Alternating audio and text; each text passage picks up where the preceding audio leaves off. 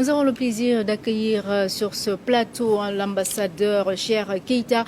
Il est le président de l'Observatoire panafricain du numérique et du digital. Bonsoir Monsieur Keita et bienvenue. Bonsoir madame, merci de m'avoir invité.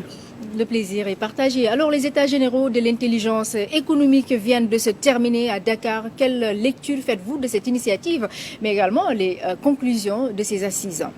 Écoutez, le lancement des AGE du CAVI, le Centre africain de veille d'intelligence économique, a été un grand mouvement de solidarité, un grand mouvement de partage et d'efficience, parce que nous recevons à cette occasion tous les membres d'honneur du CAVI et aussi les délégations venues de toute l'Afrique pour venir travailler ensemble, pour porter une stratégie commune, pour porter l'efficience au continent africain.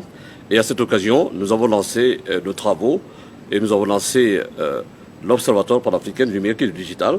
Vous savez que depuis un certain nombre d'années, l'Afrique est embarquée dans cette situation numérique digitale qui va à une vitesse incroyable.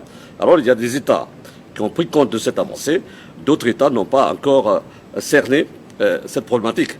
Et cette problématique, elle est immense. D'abord, le numérique, le digital, oui, c'est bien, ça peut nous aider à nous avancer, mais ça cause assez de problèmes. Parce que en matière de cybercriminalité, l'Afrique est aujourd'hui victime de beaucoup de hackers. On ne dit pas souvent, mais ça plante le pays au niveau du chiffre global de la cybercriminalité. Et puis aujourd'hui, il y a quelque chose qui est aussi très important que les États doivent prendre en compte, c'est les fake news, c'est-à-dire les fausses informations. Vous savez, madame, c'est tellement important de tenir compte de tout ça aujourd'hui, parce que demain, on ne peut pas penser que finalement, il faut tirer un coup de fil, un coup de fusil pour faire tomber un gouvernement. Il suffit simplement d'avoir de l'intelligence artificielle et envoyer des fausses informations pour faire tomber un gouvernement. Donc c'est très très important. Et justement, quel est le rôle de cet observatoire pour pouvoir faire face à ces enjeux-là? L'observatoire, c'est une institution que nous avons créée pour apporter de l'efficience aux États, pour conseiller les États, pour réguler ce flux de digital et du numérique en Afrique, pour aider les États à réfléchir sur les dangers et sur la portabilité potentielle de ce que nous pouvons tirer d'essentiel sur le numérique et le digital.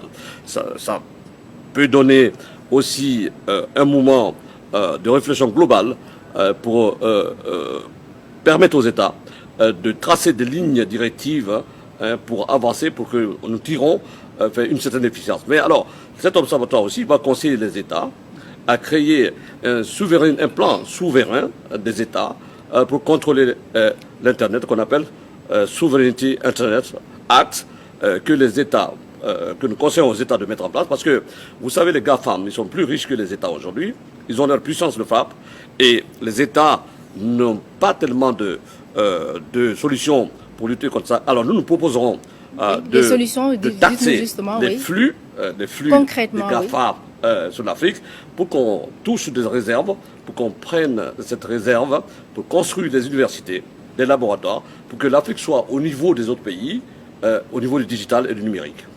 Alors justement, vous avez également fait un focus sur l'intelligence économique. À quoi renvoie cette notion? L'intelligence économique, vous savez, on confond souvent, il y a de l'espionnage, il y a l'intelligence économique. Alors les espions, la différence c'est que les espions travaillent à l'ombre, ils ne sont pas visibles, toutes les informations qu'ils potassent, c'est différent, alors que l'intelligence économique, c'est découvert.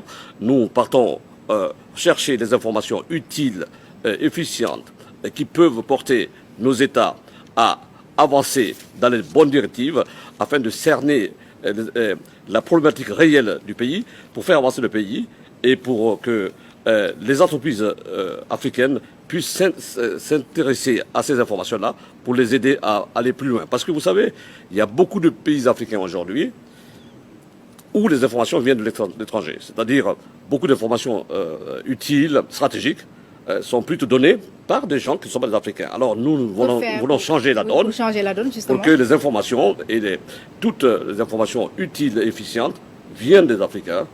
Parce que nous avons la capacité, nous sortons dans les moyens, est-ce que vous avez les moyens?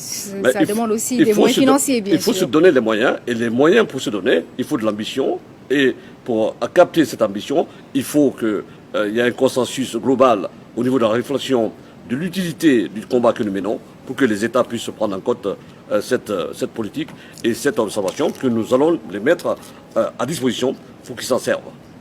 Je rappelle également que vous dirigez, en plus de votre casquette en tant que président de l'Observatoire panafricain du numérique et du digital, vous dirigez la Chambre d'initiative pour le développement des groupements en Afrique. De quoi il s'agit au juste? Alors, la Chambre d'initiative, la SIDIGA Africa Network, c'est une société que j'ai mise en place pour pousser tous les investisseurs potentiels en direction de l'Afrique. Et aussi travailler avec la diaspora pour que la diaspora qualifiée, la diaspora consciente, puisse penser que finalement, il faut un retour utile au continent africain. Parce que il ne faut pas faire l'erreur de nos aînés. Quand ils finissaient ces études il y a quelques années, ils restaient en Europe éternellement.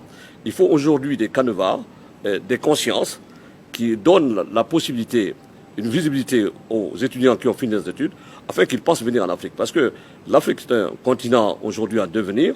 C'est le continent où le taux de croissance est plus large que tous les pays du monde. C'est le continent où les consulats du monde se sont implantés en plus grand nombre ces dernières années. C'est le continent où les banques se sont installées en plus grand nombre ces dernières années. Qui attire les investisseurs. Les investisseurs potentiels. L'Afrique est la solution du monde. L'Afrique est l'avenir du monde. L'Afrique est la clé, tout à fait, du développement global planétaire.